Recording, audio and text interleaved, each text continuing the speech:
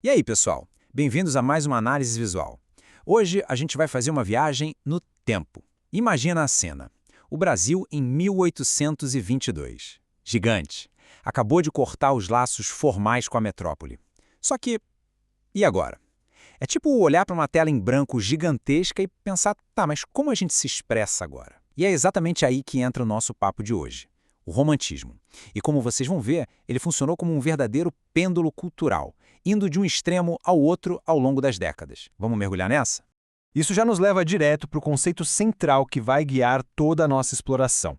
Basicamente, o romantismo no Brasil foi aquele movimento literário que consolidou a nossa identidade nacional logo depois da independência. Ou seja, essa definição é a base de tudo. É a chave para entender aquela mudança histórica gigantesca de largar a cópia das coisas de Portugal e começar a afinar uma voz que fosse, sabe, 100% brasileira.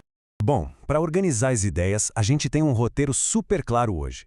Vamos passar pelo nascimento da identidade nacional, depois a primeira geração, focada no indianismo, aí a gente entra na segunda geração, o famoso mal do século, seguido pela terceira geração, a da poesia social. E claro, a gente fecha com um resumão de tudo isso para amarrar bem as pontas. Então, bora começar do começo. Nascimento da identidade nacional. Olha só que contraste interessante. Logo depois da independência, existia um abismo entre o Brasil e Portugal. Portugal já tinha séculos de literatura nas costas, né? Heróis, cavaleiros de armadura, castelos, aquela história épica europeia toda. Mas e o Brasil? O Brasil precisava para ontem de símbolos próprios. Os nossos autores saíram quase numa caça ao tesouro, sabe? Uma busca desesperada por elementos totalmente originais para dizer para o mundo: ei, nós somos diferentes de quem nos colonizou. E é justamente essa busca que dá o empurrão para a primeira grande oscilação do nosso pêndulo literário, a primeira geração ou o indianismo. Dando uma olhada nas raízes desse movimento, fica super claro que a galera da época estava olhando só para fora, focado naquele conceito grandioso de nação. Pensa comigo, a gente não tinha cavaleiros medievais dando sopa por aqui, certo? Então os autores tiveram que criar um herói à altura. E quem foi o escolhido? A figura do indígena brasileiro. Ele foi elevado ao status de bom selvagem, todo idealizado. Representava honra, coragem, pureza. Literalmente uma adaptação tropical daquele modelo clássico europeu. Para resumir essa fase que era, assim, puro otimismo, a gente tem alguns pontos centrais. O herói indígena exaltado ali no centro de tudo. E o cenário? A natureza não era só um fundo de tela. Ela era divina, exuberante, uma coisa de outro mundo. O clima geral era de um patriotismo gigante, quase religioso. Na linha de frente disso tudo, a gente tem pesos pesados, como Gonçalves Dias, quem não lembra da famosa Canção do Exílio, né? E o José de Alencar, com obras icônicas como Iracema e o Guarani. Era uma época de muita luz, de olhar lá para o horizonte com orgulho do país recém-nascido. Mas aí entra um detalhe. Como em todo pêndulo que vai com muita força para um lado, uma hora ele tem que voltar, certo? A lei da gravidade cultural não falha, o que nos leva à pergunta de R$1 milhão. O que acontece quando toda essa euforia patriótica e todo esse otimismo simplesmente acabam? Pois é, a resposta está logo ali na esquina, na nossa segunda geração.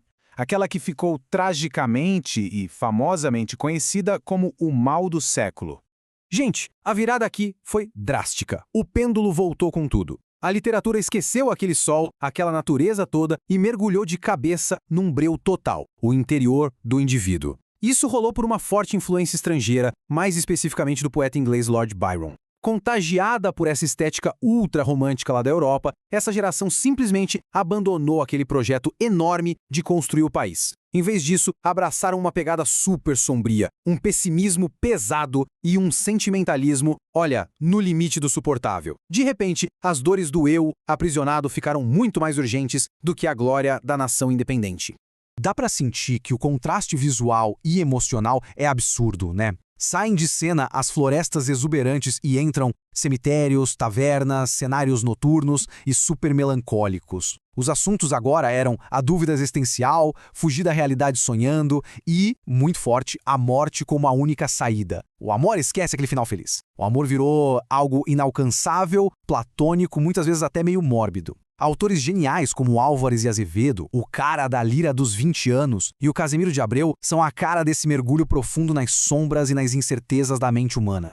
Só que, claro, ficar para sempre trancado nesse quarto escuro da introspecção não ia durar. O mundo lá fora não parava, A sociedade estava fervendo, então surge mais um grande questionamento que faz o pêndulo se mexer de novo. Como é que uma geração inteira, tão afundada no próprio sofrimento e na melancolia, acorda de repente para encarar uma realidade social tão brutal que estava rolando lá fora? E é assim que o nosso pêndulo literário dá a sua última e talvez mais majestosa guinada em direção à terceira geração, a poesia social que muitos chamam de condoreira. É sensacional ver como a atitude mudou da água para o vinho. Para representar essa nova postura combativa, eles adotaram um símbolo fortíssimo tirado da natureza, o côndor. O côndor é aquela ave imponente que voa numa altitude absurda, né? E por causa disso ela tem uma visão panorâmica super ampla de tudo que acontece lá embaixo. É o símbolo perfeito da liberdade definitiva. Os poetas simplesmente saíram daquelas tavernas enfumaçadas e foram para os céus. Precisavam dessa visão ampla para bater de frente e denunciar as injustiças da época. O foco mudou completamente. Saiu do eu choroso e foi pro outro, que desesperadamente precisava ter voz. O que a gente tem que guardar dessa fase é que a literatura parou de ser só uma fuga e virou, literalmente, uma arma de transformação. O alvo, os problemas reais do Brasil. O abolicionismo, em primeiríssimo lugar, mas também os ideais republicanos e a justiça social franca.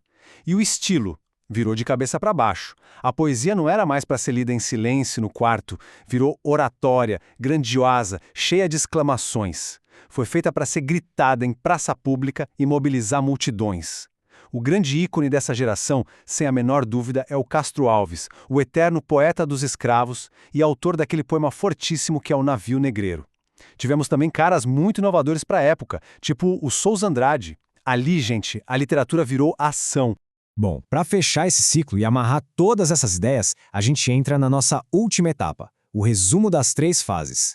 Essa tabela de resumo que a gente trouxe do material de origem é fantástica, porque ela bate o martelo em tudo que a gente discutiu. É uma ferramenta muito boa para fixar as ideias, sabe? Ela pega toda a arquitetura mental dessas 3 gerações e coloca num formato super visual, o que ajuda muito o cérebro a processar e reter a informação. É nossa âncora estrutural para entender a viagem completa do romantismo no Brasil.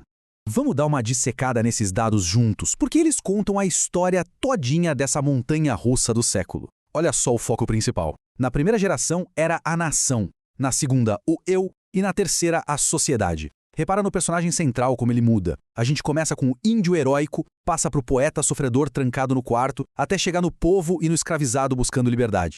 E o tom predominante, exatamente a mesma coisa. Primeiro exaltado e otimista, depois sombrio e por fim eloquente e combativo. Nação, eu e sociedade. É, na mosca, o arco de amadurecimento cultural de um país inteiro resumido nessas 3 colunas. Para a gente fechar nossa análise de hoje, eu quero deixar uma sementinha na cabeça de vocês. Se o romantismo conseguiu registrar e até ajudar a moldar de um jeito tão intenso a nação, o indivíduo e as lutas sociais daquele passado, como será que a literatura, a arte ou as mídias que a gente consome hoje estão refletindo a nossa realidade? Será que, no fundo, esse pêndulo ainda está aí, balançando entre o orgulho nacional, o individualismo profundo e o ativismo social nos nossos dias? A arte nunca é só uma informação estática, né? Ela é um espelho, um reflexo exato de quem a gente é no tempo. Fica o convite para a gente continuar observando o mundo ao nosso redor com muita atenção. Muito obrigado por acompanharem mais essa análise com a gente e até a próxima!